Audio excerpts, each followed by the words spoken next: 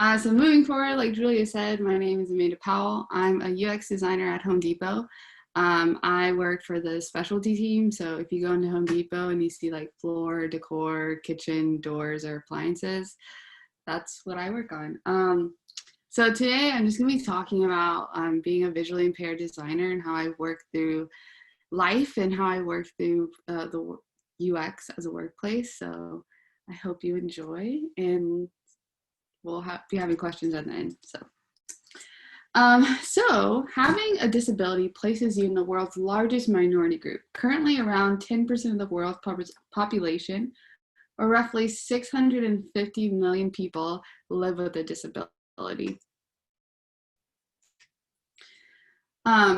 61 million adults in the US live with a disability, myself being included. Yeah, like I said earlier, I'm visually impaired. So just walking you through that, again, here's another statistics about how 7,675,600 people are visually impaired in the US, including me. So a little background about myself. I have an unknown incurable autoimmune inflammatory disorder. So what that basically means is I have chronic inflammation throughout my whole body. So it started out in my spleen, it moved to my liver, my kidneys, my intestines, my bladder, and then slowly to my eyes. This was about in 2013. So I dropped down to 80 pounds. At one point, I couldn't really walk. I couldn't really talk. It also spread to my jaw muscles, so I can only open my mouth like a quarter of an inch. So that's why I dropped so much weight, because of inflammation. And then a little background about what in the world uveitis and cataracts, what is it? So uveitis just basically means inflammation of the eye. So I have like really bad inflammation in the like retina in the beginning of my eye and in the back of my eye. So it fluctuates. So it'll be really hard to see far away or up close sometimes if it's really enlarged. And then cataracts are kind of like this cloudy film that is over your eyes, and that developed just from the prolonged side effects of uveitis.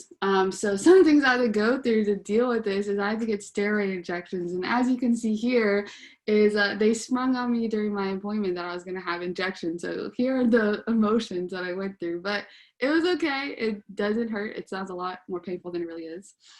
So that's just one thing I do to cope. So living as a visually impaired person, I just had to make it my new normal. My disorder can sometimes feel like an uphill battle. I've accepted it as my new normal, and I've been able to use it as my advantage, which I'll show you in this presentation. So one thing I do to kind of help me with my day-to-day with being visually impaired is increased contrast. If you see my phone, it's high contrast, like super large text, but it's an oldie but goodie, but it works. Another one is dark mode. A lot of people feel like it doesn't really do a lot, but when I stare at white screens all day, it really hurts my eyes, and I have to use more eye drops than normal. Another one that's really good is enlarged and bold text. If I'm having a flare up in my eyes, this is like a game changer for me. It's already on high level text, but I go all the way to the largest one. One moment, please. Sorry. So just talking about navigating through UX, some easy hacks that I use in my design in the workplace that are user friendly. So this is a big one. If you or your team want to know if your color schemes are accessible, our team uses ColorSafe, which empowers designers with beautiful and accessible color palettes based on WCAG guidelines for text and background. As you can see on the right, this is a design that me and my fellow UXer on my team developed for our project to make sure that it's accessible, because about 75% of our users are visually impaired. So that's another good one. Also, contrast tests. If you or your team don't have the funding to buy like programs to do different accessibility tests, you can just invert the contrast on your computer and see what's popping out. Like, are the buttons still there? Are the images still, can you still see them? Are the links still visible? If not, you need to go back and change it. Also being visually impaired has helped my team find new ways to collab. So a lot of times my team will share documents with me before meetings. So I don't have to be like, hey, do you mind like zooming in real quick because I can't see? Also, to raise accountability standards for ADA. So instead of just meeting it, we kind of go above and beyond and setting the standards higher, because a lot of times we'll have design crits or design studios, and they'll put like a light gray font on a white background, and I definitely can't see it.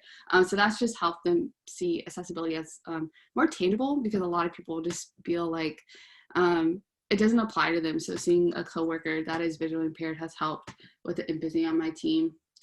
Also, having virtual design studios and critique. I know because of COVID we had to do it, but I think that should be the new standard, because now I can zoom in and really take a look at the design instead of being like an inch away from the whiteboard. So that's been really helpful. Also, let me know if I'm talking too fast, because I do that a lot. Next steps to consider when you want to either learn about accessible design or you want to take your designs to the next level.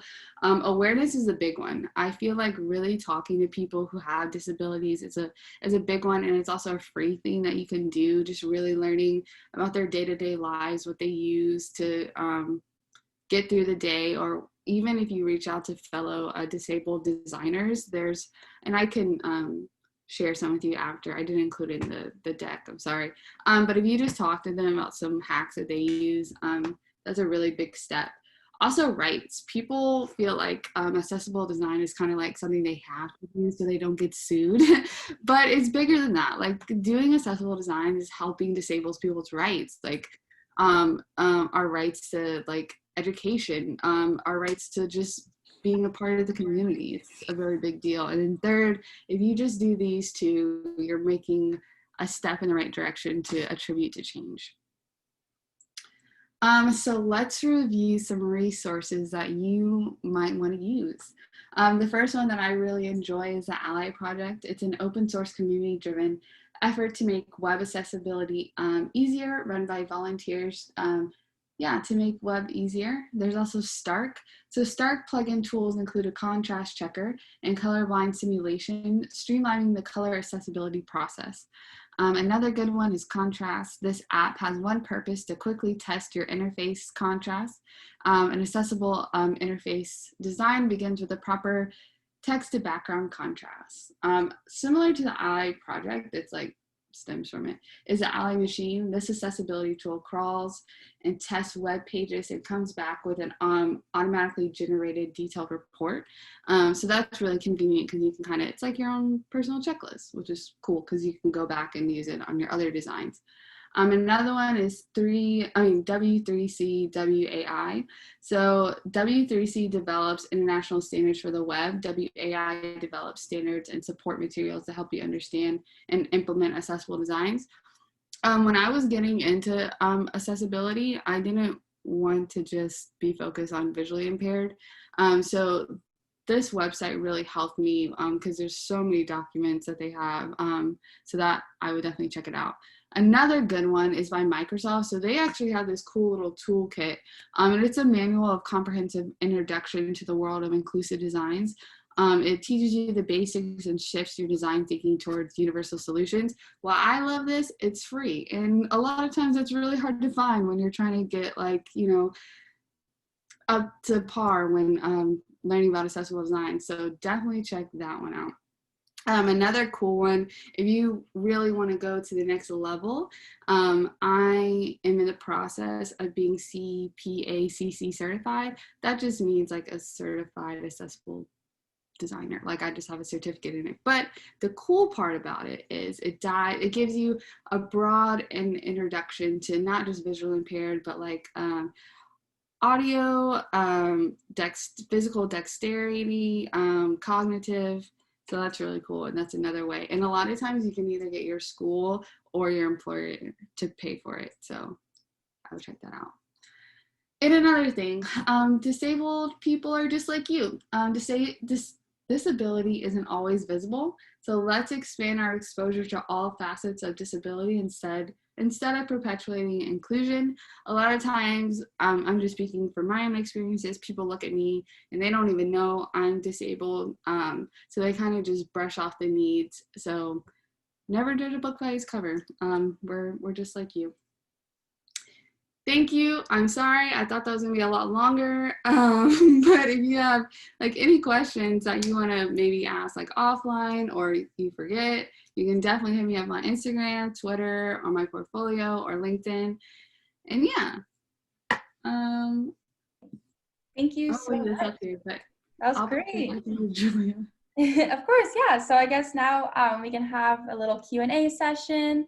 So go ahead, ask answers in the chat, or unmute yourself. We can have a conversation. Yeah. I'm reading the chat, so that's why I'm not. Bob Harmon.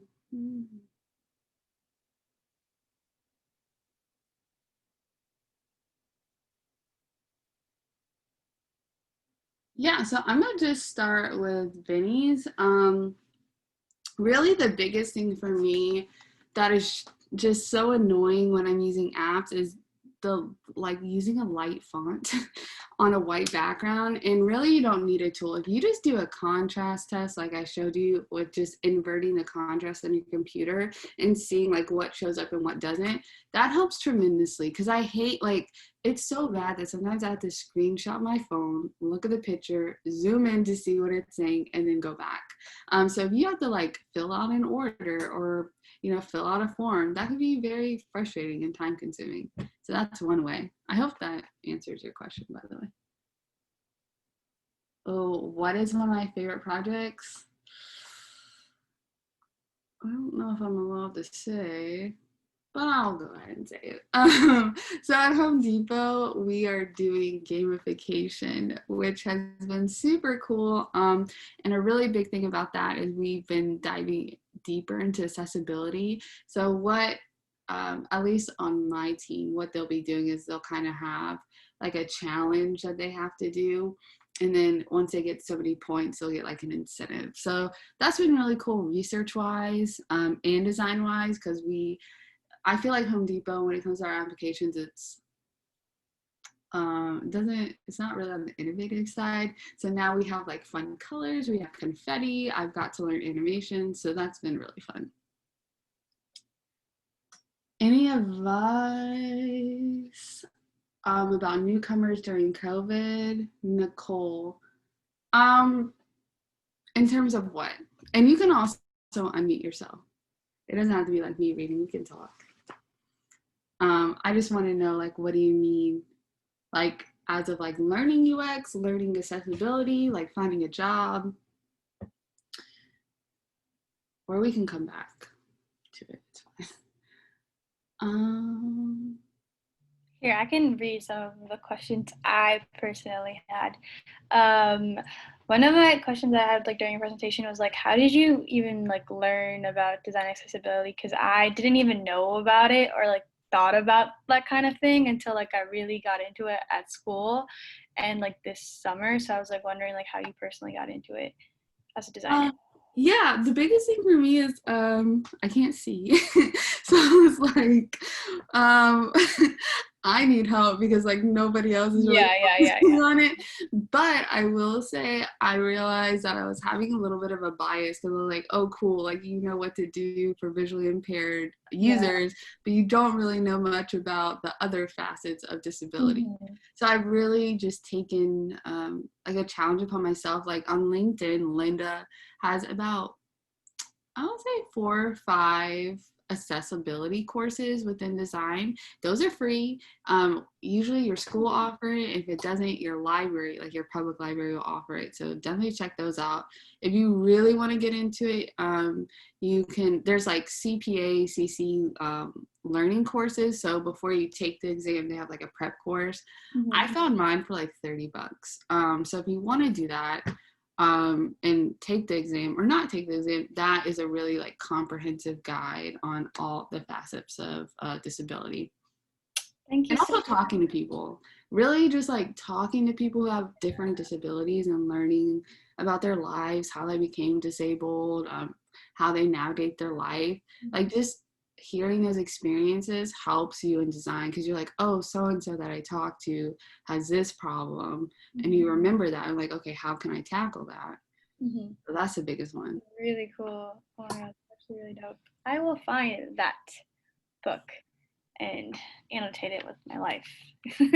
Oh yeah, there's also books that I can send Julia a list that has helped me, and she can share it to y'all. I forgot to add that. What essential accessibility features do you feel like developers shouldn't omit when making their project? I feel like it's not so, again, it's like the font and the color schemes, that's the biggest one, but I also believe that it's your attitude toward accessibility. Like so many people, it's like bottom of the barrel and they're just like, oh, we have to do it so we won't get sued, but it's really important.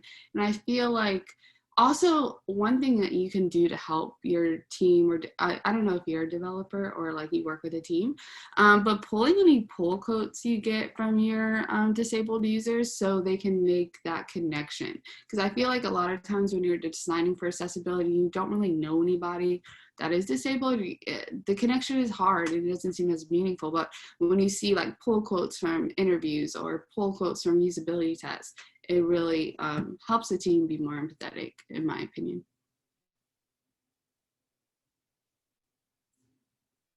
Sorry, I'm just reading.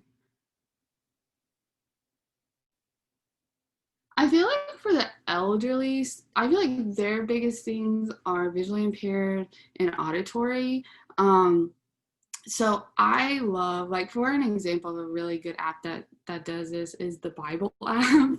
And people always laugh when I say this, but the Bible app automatically adjusts to the text size I have on my phone, which surprisingly a lot of apps don't do that.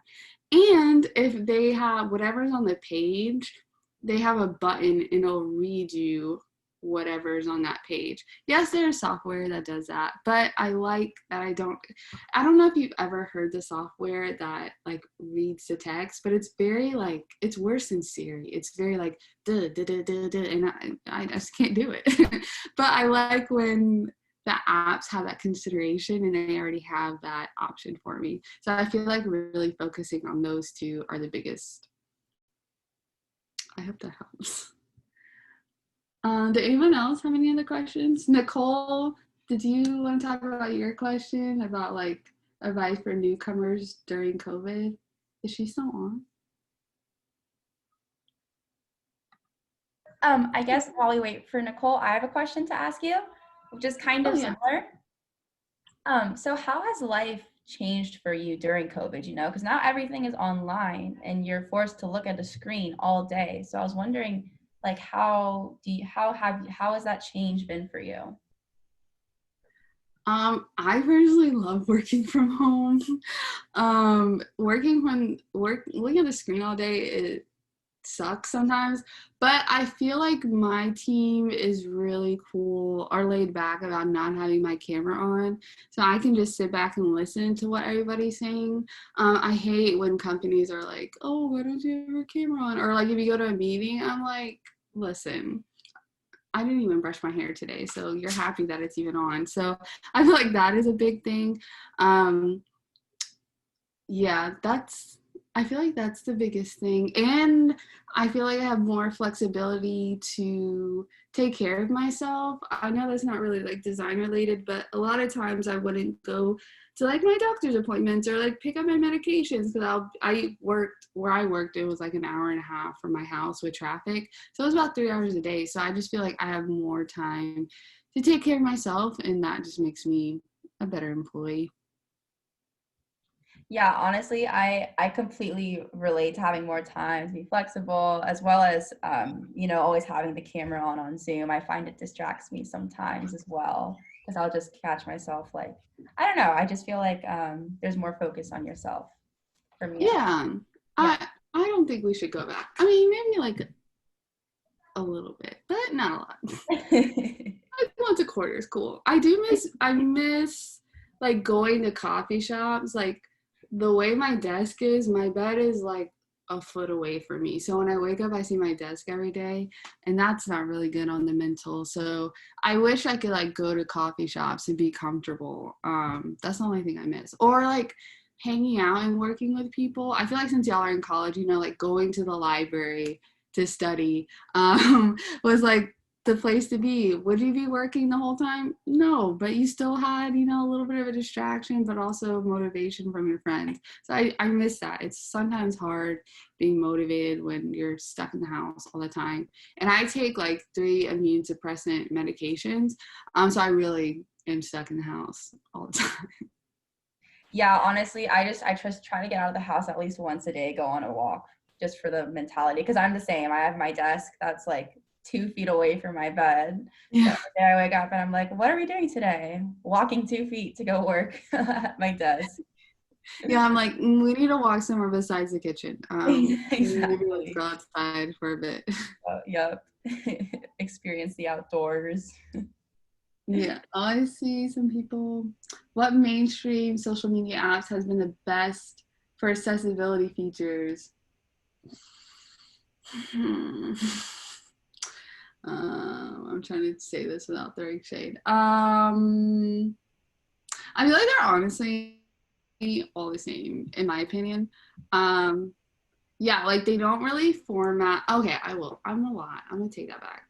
Instagram will format to the text size that you have set on your phone, but Twitter, TikTok, Facebook, they don't, which sucks. Neither does LinkedIn.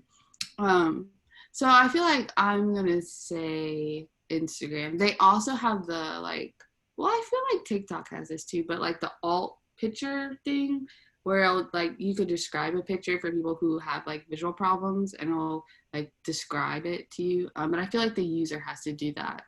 If the user doesn't add that description, then it doesn't really work.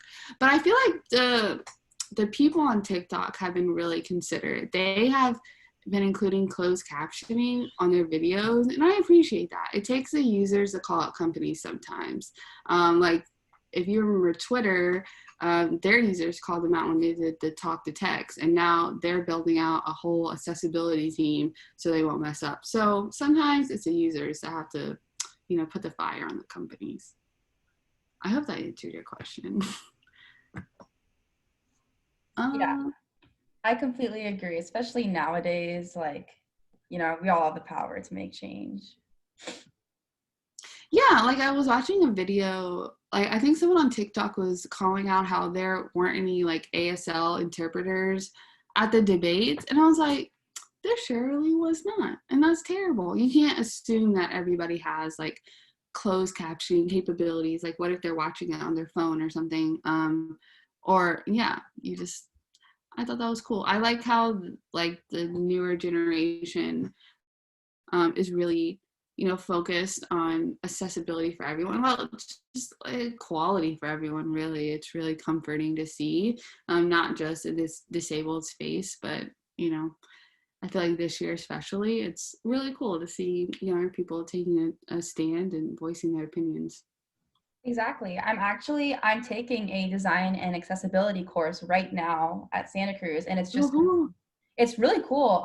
It's an elective, and it just talks about all of these things that go on that you never really pay attention to, and I find that it impacts like my everyday life, because I find myself thinking like, why isn't there, like, I don't know, a wheelchair ramp here, or how come something on my phone isn't large enough, or something isn't tactile enough. So it's really cool thinking about all the ways in which you can maybe make that change later on in life. yeah. Do anybody else have any other questions?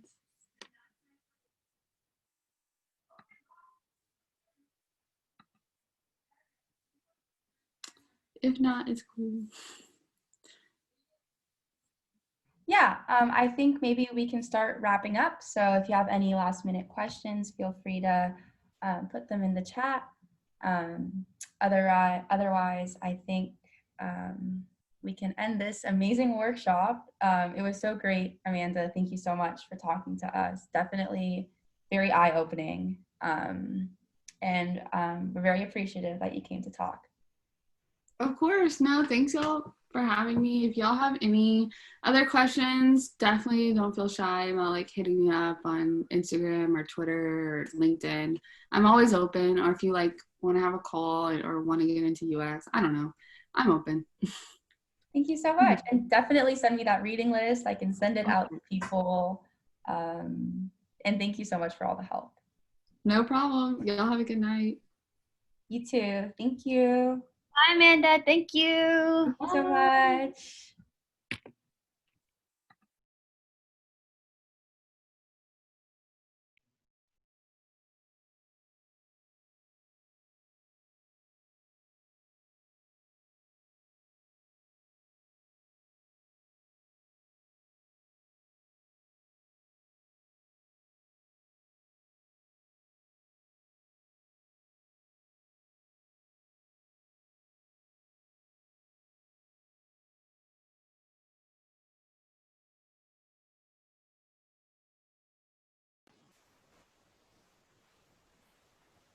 So, Okay, I I believe think we it. can stop recording. oh.